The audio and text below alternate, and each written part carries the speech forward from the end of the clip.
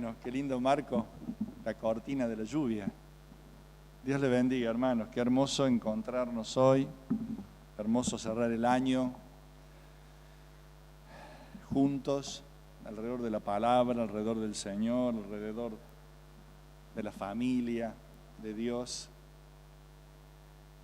Qué privilegio tenemos. Saben, esta semana fue una semana muy dura y que me hizo pensar mucho en el balance del año.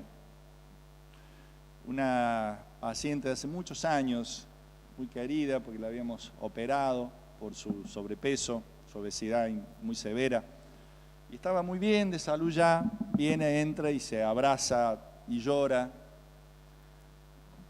Y gracias, hijo. De una localidad del interior que suelen ser tranquilas, creemos nosotros, ya casi no hay muchos lugares tranquilos. Y me dice, ¿sabe?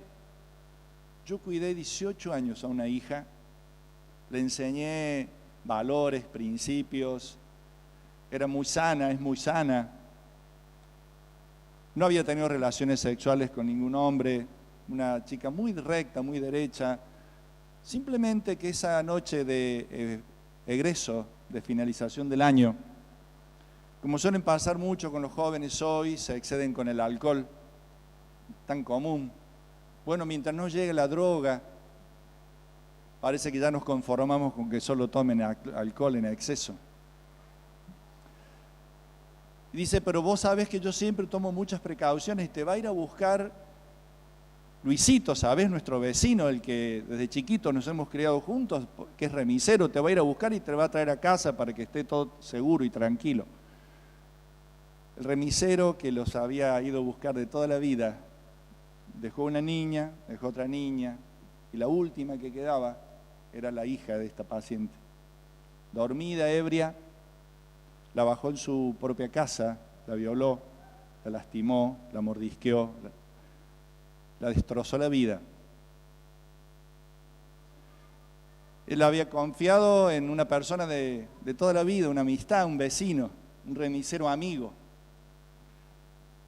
El día de ayer también compartimos con Adri un tema más personal de la familia, un hijo de nuestra cuñada, que el domingo, el día de madrugada del 25, también internado por una sobredosis a los 18 años de edad.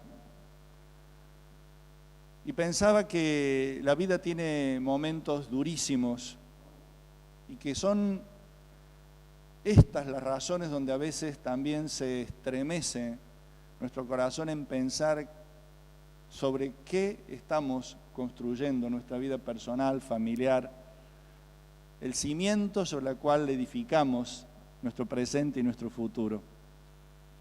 Indudablemente que hay cosas que pasan en la vida aún de los hijos de Dios. Este ha sido un año durísimo en la vida de la familia del pastor Eduardo. Él, por su humildad que le conocemos y su sencillez, nunca nos ha compartido las pruebas durísimas que ha pasado, donde en varias ocasiones han saqueado de una manera muy importante su hogar. Y los hijos de Dios no estamos exentos a pruebas dificilísimas.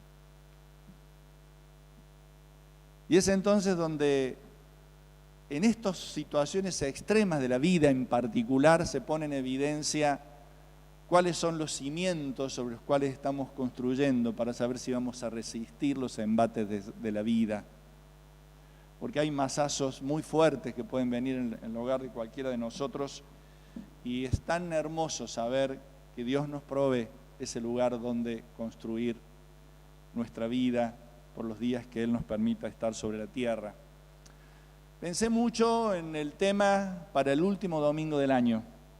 Y pensé en un texto bíblico que es un texto habitualmente pertinente para reflexionar en los días, los años, cómo vamos usando de ellos a lo largo de la vida de cada uno de nosotros. ¿Qué tan sabios somos en el uso de nuestros días, años, que está hecho de horas? A mí me asusta porque no sé si en su celular le aparece una aplicación como tengo en el mío, que me dice cuántas horas de pantalla he tenido de promedio por día en esta última semana. Y a veces me asusta pensar cuántas horas estamos ocupados en cosas intrascendentes, en conversaciones innecesarias, enganchados, haciendo a veces más daño que bien. Porque hay muy pocos temas que pueden ser tratados mediante un WhatsApp. La mayoría de los temas deben ser tratados en forma personal. Y nos enganchamos con conversaciones que no es el ámbito adecuado, un WhatsApp, y nos lleva horas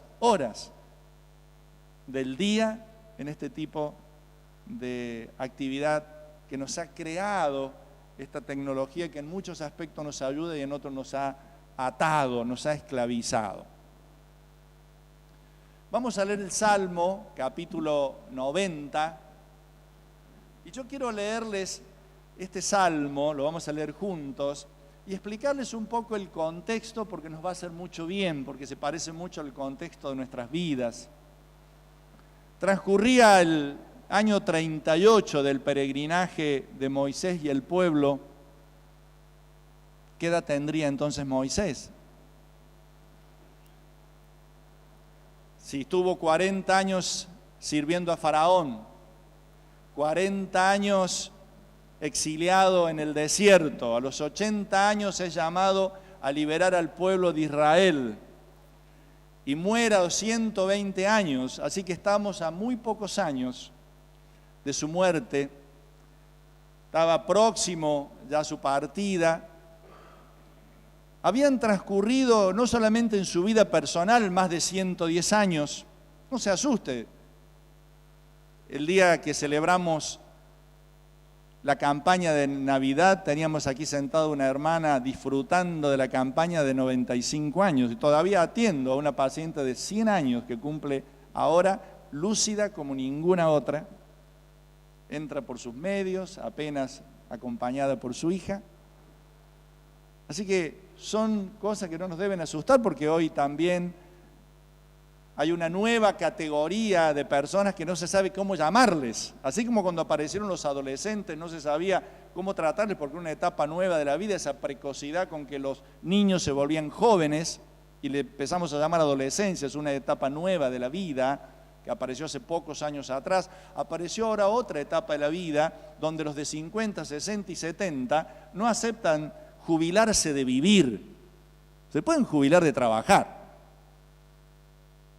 pero no se jubilan de vivir, ni se jubilan de servir a Dios, ni se jubilan de hacer cosas hermosas en la vida. Pero no solamente Moisés había pasado cosas duras en su vida personal, él pastoreaba un pueblo que había pasado casi 500 años sin hogar, 430 años esclavos en Egipto y otros 40 años peregrinando en el desierto. Así que hacía tantos siglos que no sabían lo que era tener una casa, una morada, un territorio propio. Y ese es el contexto en el que Moisés escribe este salmo, el Salmo 90, que vamos a leerles. Yo se los voy a leer en la versión Reina Valera contemporánea. Podríamos leerla en La Dios habla hoy, que es la que usamos habitualmente con el pastor Eduardo. En esta ocasión simplemente vamos a leer los primeros 12 versículos. Dice así: Señor, tú nos has sido refugio de generación en generación. Antes que naciesen los montes y formases la tierra y el mundo, desde el siglo y hasta el siglo tú eres Dios. Vuelves al hombre hasta ser quebrantado y dices: convertíos, hijos de los hombres, porque 1000 años delante de tus ojos son como el día de ayer que pasó y como una de las vigilias de la noche. Los arrebatas como con torrente de aguas, son como sueño, como la hierba que crece en la mañana. En la mañana florece y crece, a la tarde es cortada y se seca, porque con tu furor somos consumidos y con tu ira somos turbados. Pusiste nuestras maldades delante de ti, nuestros yerros a la luz de tu rostro, porque todos nuestros días declinan a causa de tu ira. Acabamos nuestros años como un pensamiento. Los días de nuestra edad son 70 años, y si en los más robustos son 80 años, con todo, su fortaleza es molestia y trabajo, porque pronto pasan y volamos. ¿Quién conoce el poder de tu ira y tu indignación según que debe ser temido? Enséñanos de tal modo a contar nuestros días, que traigamos al corazón sabiduría. Yo pensé tantas cosas cuando leí este último versículo. No termina aquí el Salmo, vamos a leer los últimos pocos versículos en el cierre, pero pensé tantas cosas que me gustaría primero invitarles a ustedes a prima facie, ustedes leer solamente como yo. ¿Qué idea central les quedó a ustedes? Quizás les sirve el título de su Biblia, porque todas las Biblias le ponen un título. Recuerde que los títulos que tienen en su Biblia, en la Biblia Reina Valera contemporánea, dice la eternidad de Dios y la transitoriedad del hombre, por ejemplo. Los títulos de los textos bíblicos no son inspirados por Dios, son una inspiración del siervo para bendecir al pueblo, pero el texto es inspirado por Dios independientemente de esos títulos, así que tenemos libertad de poner títulos. No es una herejía cambiar un título a un pasaje. Así que podemos ponerle nuestro propio título también a este salmo, porque tiene que ver con la vivencia con la que cada uno lo lee, el lugar desde el que cada uno lo lee. Porque cuando yo lo leo desde mi experiencia personal, cómo estoy hoy, qué estoy pasando en mi vida. Entonces a lo mejor al leer este salmo usted dijo, pienso en esta idea que me habló Dios al leer este salmo. ¿Tiene algún pensamiento que puede ser quizás un título propio para esta lectura? Muy bien. Nuestro camino es breve. Muy bien. Es una cosa que surge ahí fuerte, ¿no? Somos solo un suspiro. Muy bien. Porque dice ahí que es algo como que pasan pronto. Me impacta esa frase. Pronto pasan y volamos. ¿Alguna otra idea que les quedó, que les llegó, que les bendijo o que les hace reflexionar porque los hace pensar? También, porque hay ahí otra faceta. Por un lado está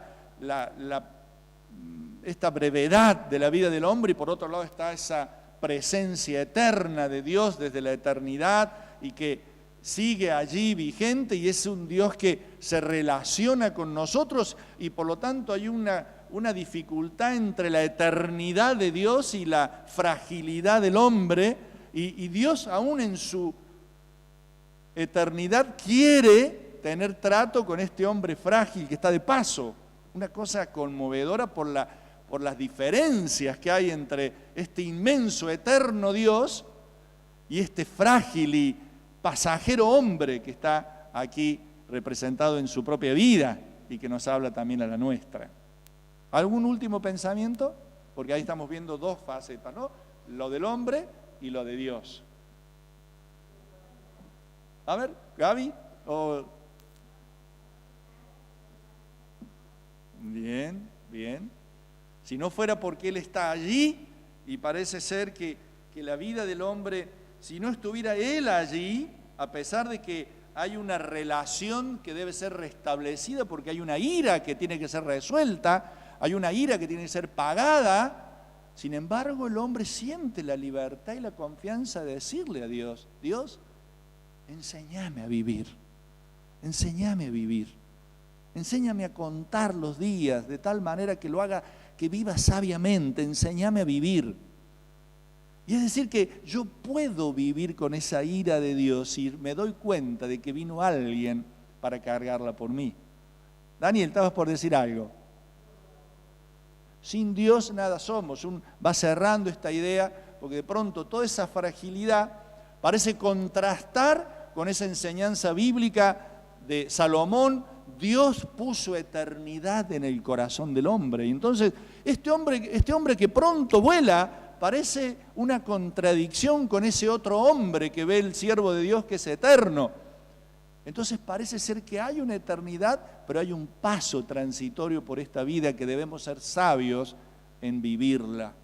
No son muchos los días, ni los años, pero son lo suficientemente extensos como para poder hacer un gran desastre o como para poder hacer algo muy hermoso. Y depende de cómo estamos en nuestra relación con Dios. Un manual bíblico ilustrado le llama Una vida corta y dura, pone el acento en el hombre. El Nuevo Comentario Bíblico, otro manual de estudio bíblico, le llama Reconciliación base de la vida. Miren qué enfoques tan distintos. Uno pone todo del lado del hombre, dos textos enormemente usados en los seminarios teológicos. Sin embargo, uno pone el acento en toda la fragilidad humana y el otro pone el acento en toda la potencia de Dios. Interesante la mirada. Y entonces este es el título que le pone Reina Valera. Pero esta versión, Palabra de Dios para Todos, miren cómo traduce el versículo 12, que es el corazón de nuestra reflexión hoy. Haznos entender que la vida es corta, para así vivirla con sabiduría. Y yo creo que hoy, más que mirar lo que pasó, es un buen momento para mirar qué vamos a hacer con ese año que tenemos por delante. ¿Cómo vamos a vivirlo? ¿Cómo vamos a administrarlo? Ya nos tiró un desafío lindo, muy lindo Gustavo en el comienzo, más allá de todos los planes que podamos tener en los planos familiares, personales, laborales, etcétera, afectivos, está también esto. ¿Cuál van a ser nuestros planes en nuestra relación con Dios, con su obra, con mi crecimiento?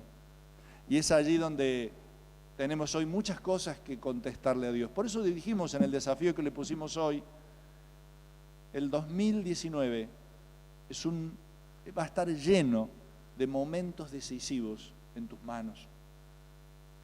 Dios ha hecho una gran obra, pero hay decisiones que nos tocan a nosotros tomar.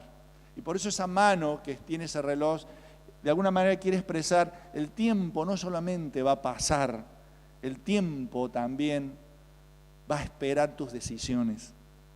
Y esas decisiones tienen que ver con las oportunidades que Dios nos dio. ¿Quién escribió este salmo? Dijimos, lo dice ahí al comienzo. Pero no dice solamente que fue de Moisés. ¿Quién más dice ahí? ¿Cómo lo llama? Varón de Dios. Saben que esta expresión varón de Dios la recordamos mucho por el retiro, ¿no? Julio nos habló mucho del objetivo de Dios de hacer de cada uno de nosotros hombres y mujeres de Dios. Es la meta, lo dice 2 Timoteo 3:16. ¿De qué habla 2 Timoteo 3:16? Ese pasaje tan conocido. Toda la Escritura es inspirada por Dios. Y el versículo 17 que dice, a fin de que el hombre de Dios esté enteramente preparado para toda buena obra. Quiere decir que el propósito de Dios es que por su palabra, y por eso es que debe ser tan central en un culto, en un encuentro de la iglesia, porque no hay otra forma en que Dios trabaja en nosotros para volvernos hombres y mujeres de Dios que no sea a través de su palabra. Dios usa las manos de su palabra para hacer de nosotros un barro que se transforme en hombres y mujeres de Dios. Así que lo curioso es que Moisés llama, en 3 oportunidades la Biblia llama a Moisés varón de Dios. Y las 3 veces es después de algo que él hizo, que fue lo suficientemente grave a los ojos de Dios, como para impedirle que él entrara a la tierra prometida de Canaán. 2 veces mientras él vivía, la Biblia le llama varón de Dios, y otra vez ya después de muerto, a Josué se lo recuerda. Pero él no entró. Y fue muy drástico Dios cuando le señala a él que no iba a entrar. Fíjese por favor en Deuteronomio capítulo 32. Y usted dice, un hombre que durante casi 120 años fue fiel a Dios.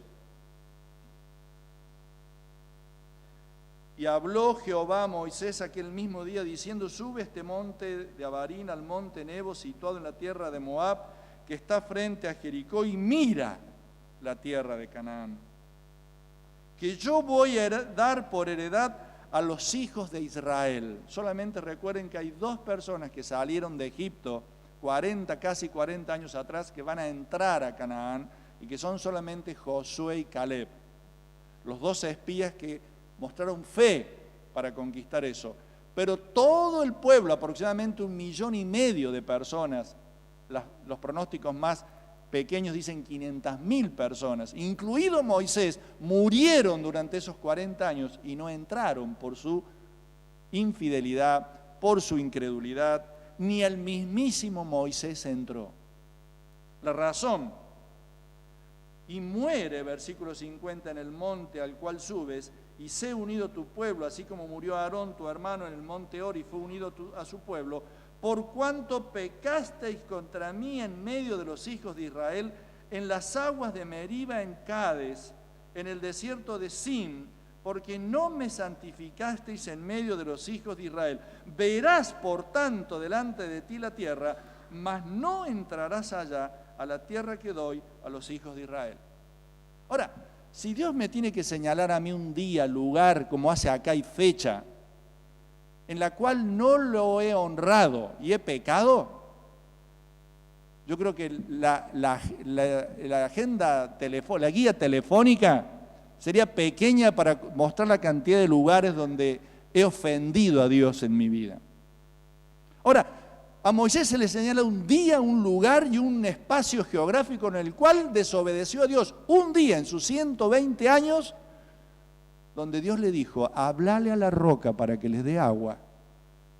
Y él, harto después de casi 120 años y 40 casi de guiar al pueblo, simplemente golpeó la roca 2 veces.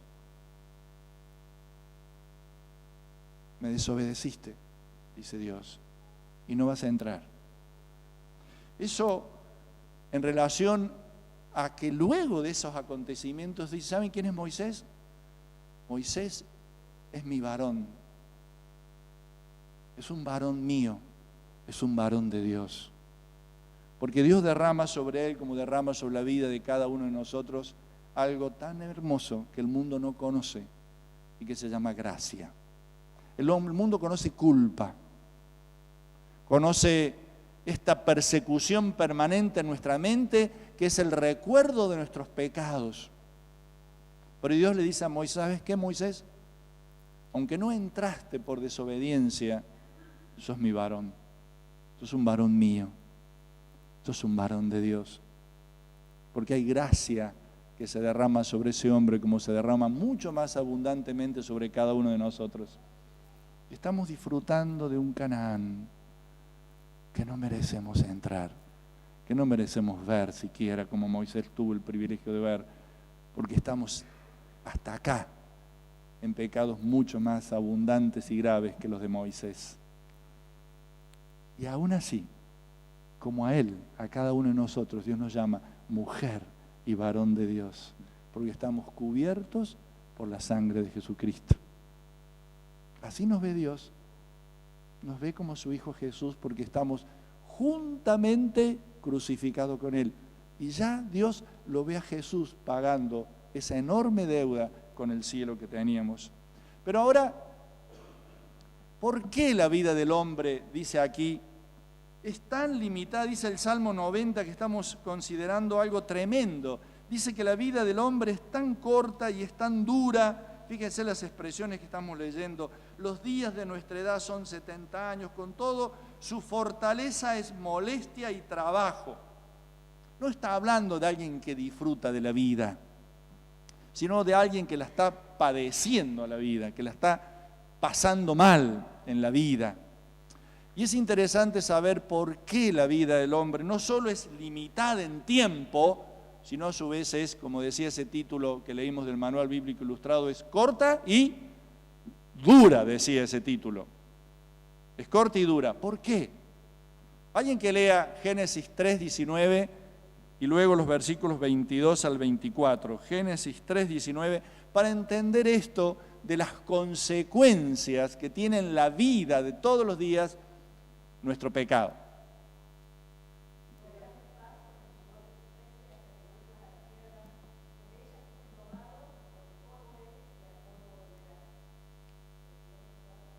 Al 24.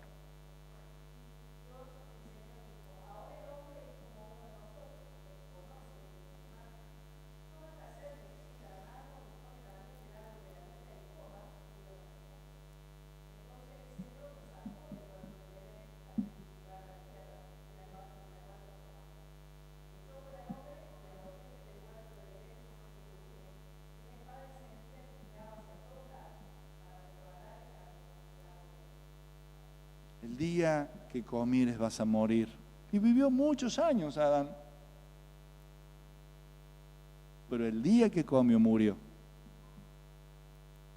Porque Dios lo echó de su presencia. Saben que la muerte es estar sin Dios. La muerte es vivir la vida sin Dios. Eso es estar muerto. Y la vida es corta y dura porque es la consecuencia de lo que somos, pecadores, de lo que hacemos.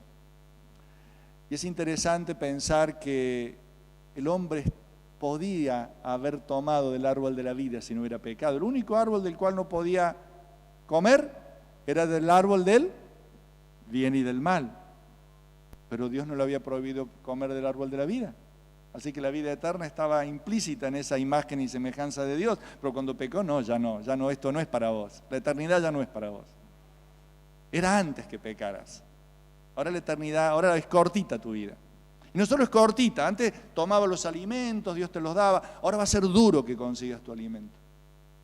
Ahora va a ser duro criar los hijos, le dice a la mujer. Sí, será duro. Ahora va a ser duro llevar adelante la familia. Va a ser duro ganarse el pan, si lo sabremos. Lo hermoso es que todo esto que Dios parece ser tan duro con nosotros, Romanos 3:23 dice aún algo, todavía refuerza esta idea de las consecuencias de nuestra vida, por lo cual se ha vuelto corta y dura. Y Romanos 3:23, todo lo debemos saber de memoria. ¿Qué dice? Alguien que lo lea, por favor.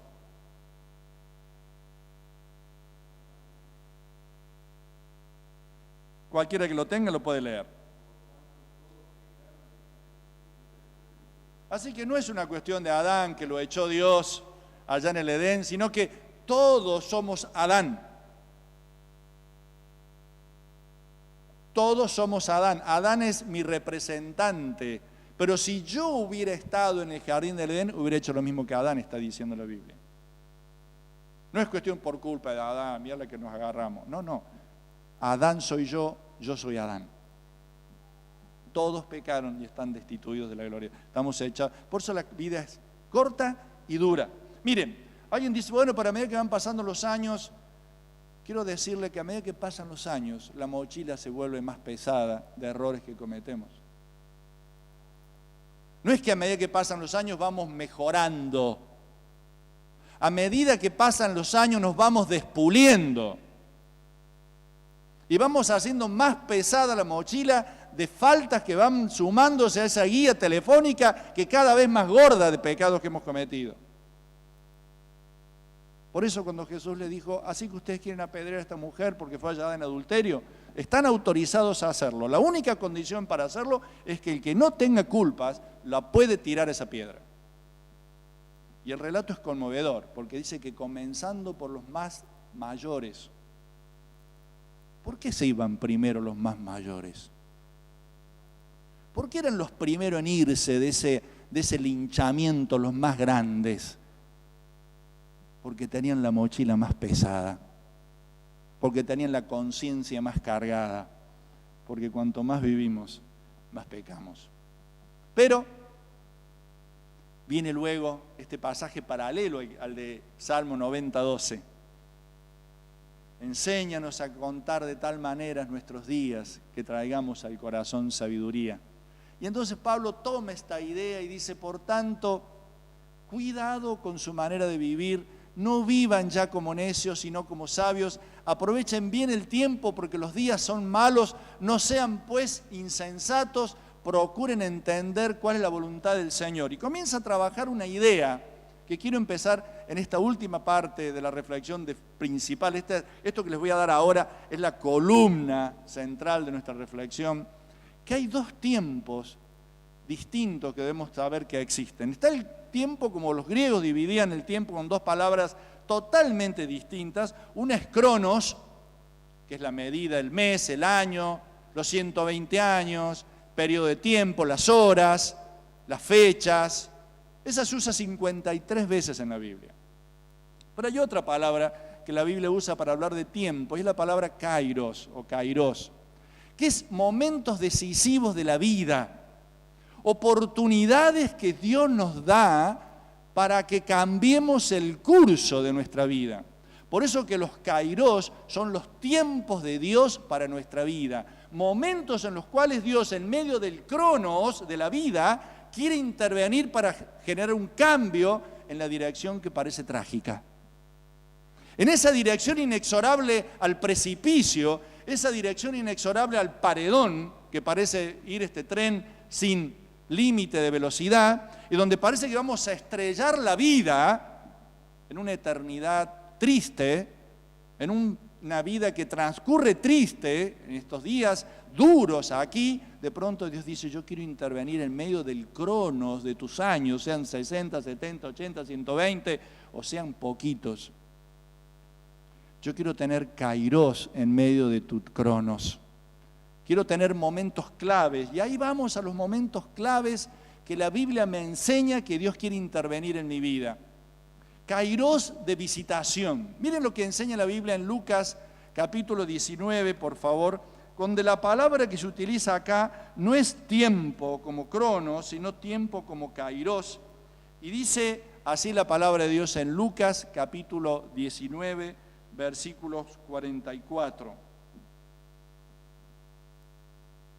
Voy a leer del 43. Vendrán días sobre ti, le dice Jesús a Israel, cuando tus enemigos te rodearán con vallado, te sitiarán, por todas partes te estrecharán y te derribarán a tierra y a tus hijos dentro de ti, y no dejarán en ti piedra sobre piedra, por cuanto no conociste el kairos de tu visitación.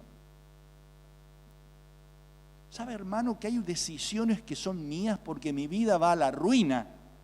Como iba en la vida de Israel, sencillamente no iba a quedar piedra sobre piedra y sus hijos iban a quedar sepultados debajo de esas piedras, sencillamente porque no se dieron cuenta que en medio del cronos de la vida Dios los visitaba. Hay momentos, hay tiempos que no se pueden medir en minutos, horas, meses, años. Son oportunidades de Dios para cambiar el curso de la vida. ¿Te has dado cuenta que Dios te vino a visitar ya? Para que no se te caiga la vida a pedazos como se cayó la nación de Israel. Para que no se nos caiga nuestros proyectos de familia, de lo que sea, de iglesia. Y no tengamos que simplemente recorrer escombros. Tiempos de visitación.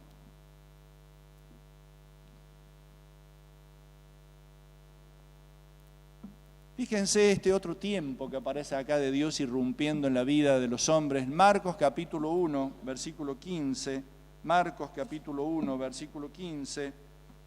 Nos dice, el tiempo, el kairos, no el cronos. No hay ningún reloj como el que tenemos aquí a pila o reloj de pulsera con pila de titanio.